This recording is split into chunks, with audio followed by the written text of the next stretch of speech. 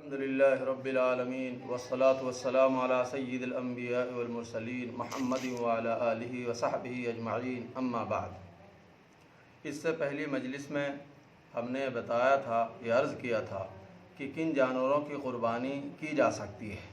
آج یہ بتانا ہے کہ اس میں جانوروں میں کون سے عیب ہوں تو ان کی قربانی نہیں کی جا سکتی، اور کس حد تک عیب ہو تو اس کی قربانی کی جا سکتی ہے۔ تو اس میں اصل بات تو یہ ہے کہ جب انسان قربانی کرنا چاہے اور اس کے اوپر قربانی واجب ہو تو اس کو پوری کوشش کرنی چاہیے کہ جہاں تک ہو سکے جانور ہر طرح کے عیب سے خالی ہو، اور اس میں بھی اللہ تبارک تعالیٰ کے لیے اخلاص ہو، ریاکاری سے دوری ہو، اس لیے کہ اللہ تبارک تعالیٰ صرف وہی عمل قبول فرماتا ہے جو خالصتاً اس کے لیے کیا گیا۔ قرآن مجید میں ارشاد ہے لن ینال اللہ لحومها ولا دماؤها ولکن ینالہ التقوی منکم۔ اللہ تبارک تعالیٰ کو نہ تو جانوروں کا خون پہنچتا ہے نہ ان کا گوشت پہنچتا ہے، لیکن جو تقوی ہوتا ہے، جو دل کا اخلاص ہوتا ہے، وہ اللہ تبارک تعالیٰ کو پہنچتا ہے۔ تو اچھا سے اچھا جانور کرے، لیکن ہرگز ریاکاری اس میں مقصود نہ ہو، ورنہ پیسہ بھی جائے گا اور ثواب بھی حاصل نہ ہوگا۔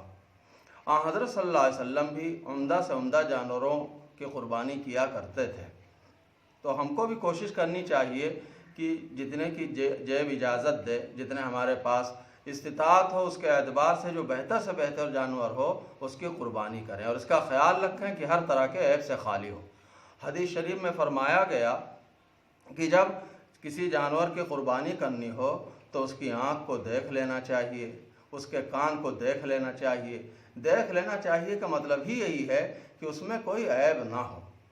اسی طریقے سے فرمایا گیا کہ ایسا جانور قربانی میں صحیح نہیں ہو سکتا ہے، اس کی قربانی درست نہیں ہو سکتی ہے جو بہت زیادہ لنگڑا ہو، یا جس کا آنکھ میں اس طرح سے خرابی ہو کہ وہ بہت بڑھی ہوئی ہو، یا اس طرح کو مریض ہو کہ اس کا مرض بہت بڑھا ہوا ہو۔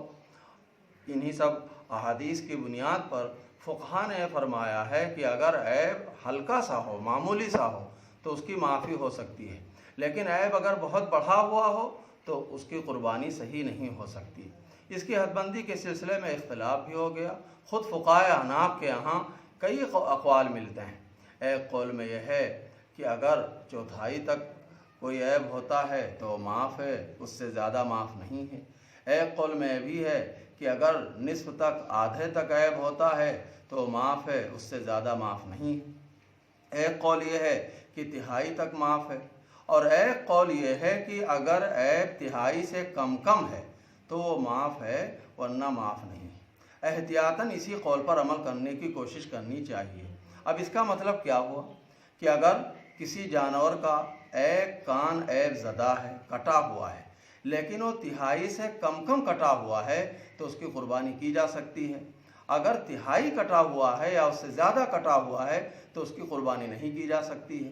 اسی طرح دم اگر تہائی سے کم کٹی ہوئی ہے تو اس کی قربانی کی جا سکتی ہے۔ اگر تہائی یا اس سے زیادہ دم کٹی ہوئی ہے تو اس کی قربانی نہیں کی جا سکتی ہے۔ اسی طرح آنکھ کی روشنی کا معاملہ ہے، اگر اس کی روشنی تہائی سے کم گئی ہوئی ہے، اس کا اندازہ ہو جاتا ہے تو اس کی قربانی تہائی سے کم ہو تو کی جا سکتی ہے، لیکن تہائی یا اس سے زیادہ اس کی روشنی چلی گئی ہو، صرف ایک آنکھ کی، تو اس کی قربانی نہیں کی جا سکتی ہے۔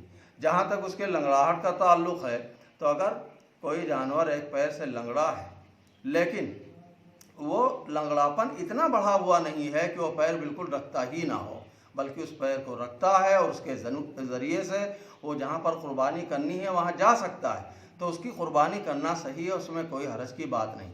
لیکن پیر بالکل نہیں رکھتا ہے تو اس کی قربانی صحیح نہیں ہو سکتی۔ جہاں تک تھنوں کا معاملہ ہے، جن جانوروں کے 4 تھن ہوتے ہیں، اگر اس کا ایک تھن سوکھ جائے یا خراب ہو جائے تو اس کی قربانی درست ہے، لیکن اگر 2 تھن اس کے خراب ہو جائیں تو اس کی قربانی درست نہیں ہو سکتی ہے۔ اور جن جانوروں کے 2 تھن ہوتے ہیں جیسے کہ بکری، اس میں اگر ایک تھن بھی اس کا خراب ہو جائے، سوکھ جائے، تو پھر اس کی قربانی صحیح نہیں ہو سکتی ہے۔ تو یہ امراض کے سلسلے کی بات ہے۔ بعض جانور ایسے بھی ہوتے ہیں کہ وہ نہ نر ہوتے ہیں نہ مادہ۔ ہم نے پہلے عرض کیا تھا کہ جب قربانی کرنی ہو تو نر کی قربانی بھی کی جا سکتی ہے، ہر جنس ہے، تینوں جنسوں میں سے ہر ایک میں نر کی بھی قربانی کی جا سکتی ہے اور مادہ کی بھی کی جا سکتی ہے۔ لیکن اگر کوئی جانور ایسا ہے کہ نہ وہ نر ہے نہ مادہ ہے، بیچ کی نسل کا ہے، تو ایسی صورت میں اس کی قربانی درست نہیں ہے۔ اگرچہ اس طریقے سے ذبح کر کے کھانا جائز ہے، لیکن قربانی کرنا اس کی صحیح نہیں۔ جہاں تک بدھیا جانور کا تعلق ہے تو بدھیا کرنے سے جانور میں کوئی عیب پیدا نہیں ہوتا، بلکہ اس کا گوشت اور بہتر ہو جاتا ہے، اچھا ہو جاتا ہے، اسی لیے وہ کوئی عیب نہیں۔ پھر اصل بات یہ کہ حدیث شریف میں اس کے بارے میں آیا کہ حضرت صلی اللہ علیہ وسلم نے 2 ایسے جانوروں کی قربانی کی جو بدھیا کیے ہوئے تھے، جو خصی کیے ہوئے تھے۔ موجوعینی کا لفظ ہے، ابو داؤد شریف کی حدیث ہے۔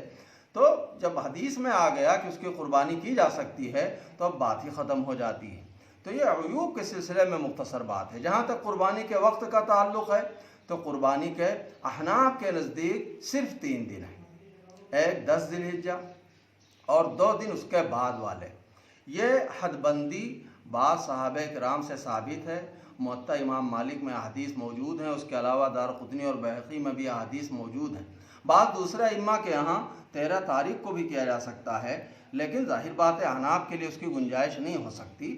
اور پھر جو احناف کا مسلک ہے وہ صحیح احادیث سے ثابت ہے، صحابہ کرام سے ثابت ہے، اور صحابہ کرام ظاہر بات ہے اپنی طرف سے نہیں کہیں گے، حضرت صلی اللہ علیہ وسلم سے سن کے انہوں نے بات کہی ہوگی۔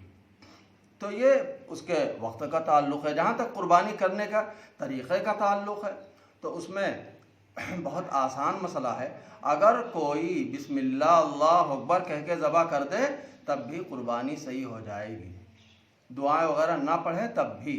لیکن جو سنت طریقہ ہے، بہتر طریقہ ہے، وہ یہ ہے کہ جب جانور کو لٹانے لگے تو پڑھے انی وجہت وجہی للذی فطر السماوات والارض حنیفا وما انا من المشرکین ان صلاتی ونسکی ومحیای ومماتی للہ رب العالمین لا شریک لہ وبذلک امرت وانا من المسلمین اللہم لک ومنک۔ اس کے بعد بسم اللہ اللہ اکبر کہہ کے اس کو جانور کو ذبح کر دے، اور جب ذبح کر دے تو اس کے بعد یہ پڑھے اللہم تقبل منی۔ اگر دوسری کی طرف سے کر رہا ہے تو اللہم تقبل من یہ کہے، اور اس کے بعد جس شخص کی طرف سے کر رہا ہے اس کا نام لے، اور اگر اپنی طرف سے کہہ رہا ہو تو کہے اللہم تقبل منی کما تقبلت من خلیلک ابراہیم و حبیبک محمد علیہ الصلاۃ والسلام۔